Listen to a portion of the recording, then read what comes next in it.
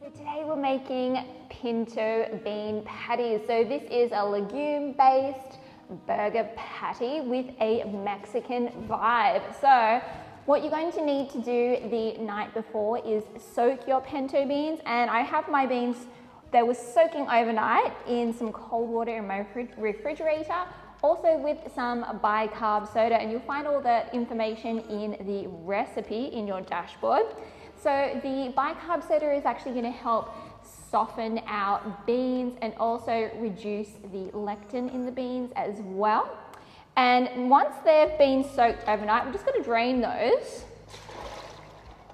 So yes, we are using these raw, but don't worry, we're going to be cooking them later.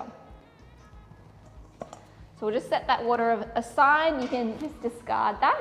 And we're going to be adding our beans to our food processor.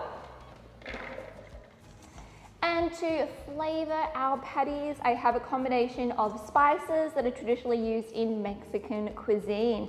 So those are cumin. We also have some oregano in there as well, and some cayenne pepper for a bit of a kick, and a little bit of anise. We also have some salt going in there.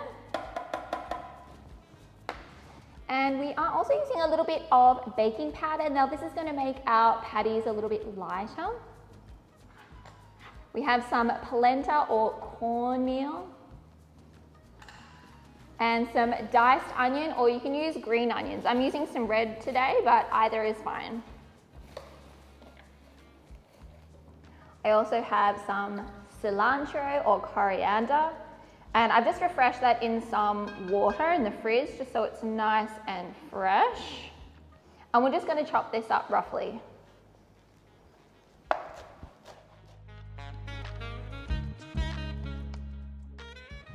So now we can get our lid on, and I'm just going to start pulsing it just to start incorporating all the ingredients. All right, so now I'm going to turn it on for about a minute or so. We still want to keep a little bit of texture, but essentially we're looking kind of like for a ground meat texture. So we'll be mixing it for a few minutes, and I think I'm almost at the texture that I am looking for. If you've ever made falafels, it's kind of similar to this texture. So this is the sort of texture that we are looking for our pinto patty mix. So I'm just going to transfer this into a larger bowl now.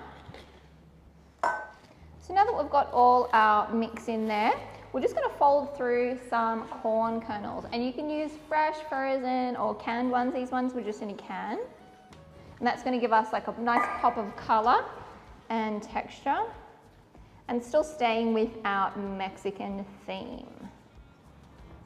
Now you can prepare this mixture ahead of time, like 2-3 days ahead of time before you want to use it. And I'm just going to cover my mixture with some cling wrap. So just transfer this to the fridge for about 15 minutes before you're ready to cook. We're going to start cooking our pinto bean patty. And this is some batter that I mixed up earlier. So I'm going to turn the heat up slightly on my fry pan. It's already nice and hot. And we're going to put some oil down the bottom, probably a couple of tablespoons. We kind of just want to cover the base with some oil. So for our larger burger, we're going to do like a heaped 1/3 cup. And we just want to fashion that into a patty that will fit our burger.